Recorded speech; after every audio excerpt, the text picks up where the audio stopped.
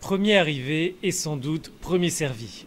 Le Portugal fut le premier État membre de l'Union à transmettre son plan de relance à la Commission européenne. Sa validation et surtout la libération des fonds pourraient donc se faire avant le mois de juillet. C'est le Premier ministre portugais qui l'a annoncé sur les réseaux sociaux. Cette stratégie prévoit un soutien de plus de 16 milliards d'euros avec un effort particulier sur la transition climatique et numérique. En fait, il est difficile d'identifier d'autres domaines en particulier car ce plan va servir à englober les besoins en investissement dans de nombreux secteurs. Mais nous pouvons dire dans tous les cas qu'il y a un effort sur la transition vers une économie à faible carbone, vers une économie numérique, à la fois pour le secteur privé et public. Un effort est aussi fait pour les infrastructures et les qualifications.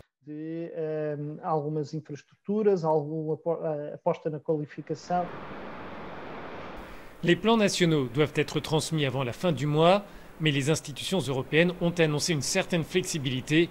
L'objectif est d'adopter l'ensemble des plans d'ici l'été.